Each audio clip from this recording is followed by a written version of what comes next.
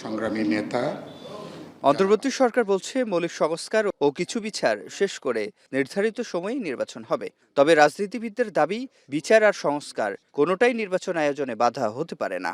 যারা যখন ক্ষমতায় থাকেন, দলগুলো বলছে সঠিক সংস্কার ও বিচার সম্ভব কেবল জনগণের নির্বাচিত সরকারের মাধ্যমেই। তাদের দাবি, নির্বাচনী রোডম্যাপ দিলে দেশ গণতান্ত্রিক প্রক্রিয়ায় প্রবেশ করবে।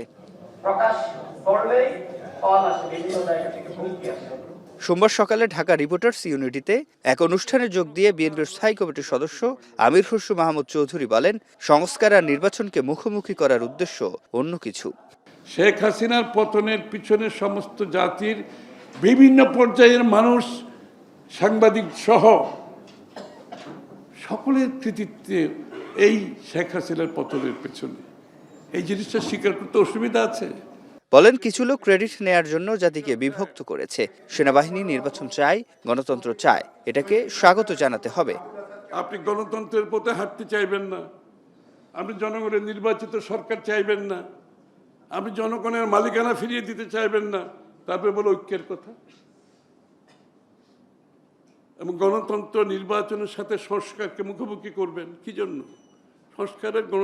সংস্কার এবং গণতন্ত্র নির্বাচনের কোনোটার সাথে কোনো পারস্পরিক সাংঘর্ষিক কিছু নেই।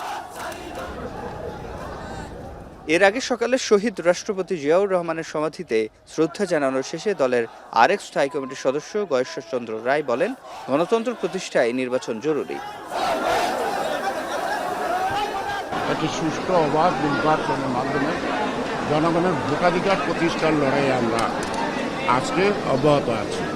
এই যে সম্মিলিত লড়াইয়ের ফসল, এই ফসল যদি জনগণ না পায়, অর্থাৎ জনগণ মানে বলতে আমি এটুকু বুঝাই, জনগণের যে ভোটার অধিকার, জনগণের যে দেশের মালিক, জনগণই সকল ক্ষমতার উৎস, এটা প্রতিষ্ঠা করাই এখন আমাদের মূল।